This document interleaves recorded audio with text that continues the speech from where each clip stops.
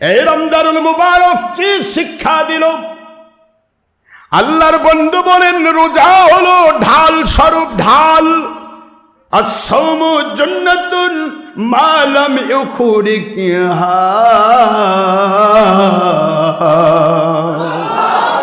এ দুনিয়াবাসী, রোজা তোমাদের জন্য ঢাল।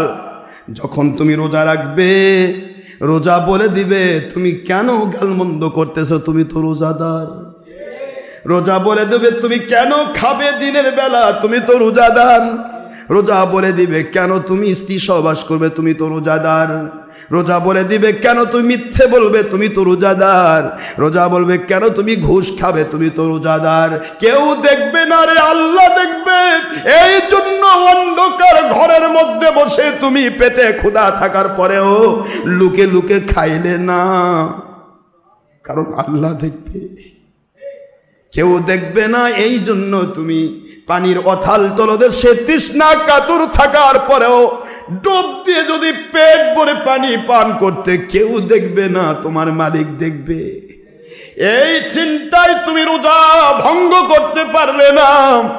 এই চিন্তাটা তোমার জীবনের মধ্যে প্রয়োগ করো। রাতের অন্ধকারে হোক, দিনের আলোতে হোক, কেউ দেখবে না রে, আমার আল্লাহ দেখবে। আল্লাহ দেখবে। এই চিন্তা যদি তোমার মাথার ভিতরে আসে, ইচ্ছে করে তুমি গুনাহ করতে পারবে না। ইচ্ছে করে তুমি নবীর বিরোধী হতে পারবে না। ইচ্ছা করে তুমি কোনো হক্কানি ওয়ালির বিরোধী হতে পারবে না। ইচ্ছা করে তুমি দুনিয়ার কোনো মানুষকে খুশি করার জন্য হকের দুশ্মনী করতে পারবে না। তোমার মন সায় দিচ্ছে এটাই সত্য কথা, এটাই জেনুইন কথা। এরপরে তুমি মানুষকে খুশি করার জন্য, তোমার 2 নম্বরীকে সাঙ্গা করার জন্য তুমি সত্যকে গোপন করতে পারবে না। ঠিক না ঠিক বলুন? মনের ভিতরে ঝড় উঠে যাবে, আমি তো রোজাদার, আমি রোজাদার, এই জন্য আমি দিনের বেলা বাড়ি ভরা খাবার থাকার পরেও খাই না। আমার হাতের নাগালে আমার বৈধ স্ত্রী থাকার পরেও আমি সহবাস করি না। আমার হাতের নাগালের ভিতরে কাউকে গালি দেওয়া বা মিথ্যে কথা বললে কেউ দেখবে না, আল্লাহ দেখবে, এই জন্য আমি করবো না। একজন এসে যদি গালি দেয়, হুজুর বললেন তুমি শুধু এইটুকু বলবে, তোমার মতো গালি আমিও দিতে পারি, কিন্তু আমি দিব না রে, আমি হলাম রোজাদার।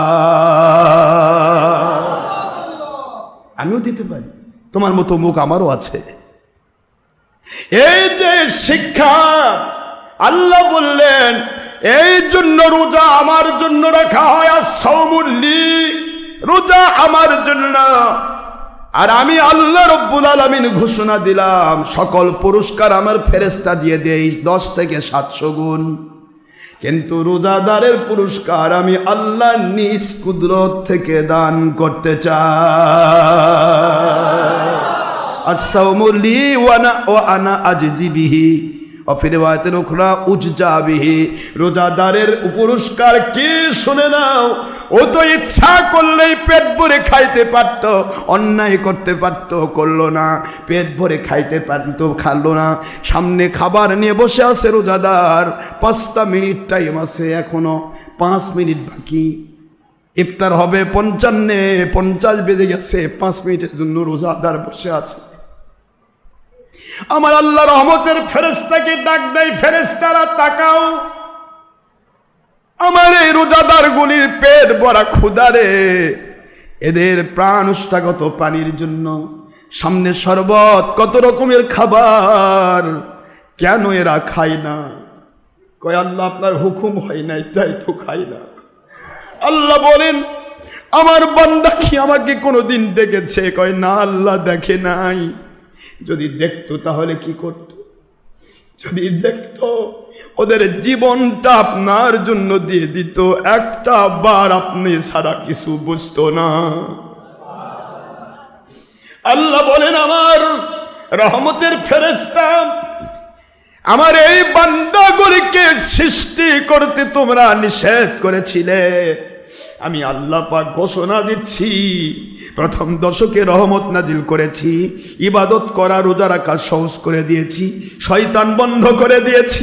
দ্বিতীয় দশকে ক্ষমা ঘোষণা করলাম, তৃতীয় দশকে এদের সকল গুনাহ মাফ করে গুনার জায়গা নেকিতে পরিবর্তন করে এদের জন্য আমি জাহান্নামের আগুন হারাম করে দিলাম।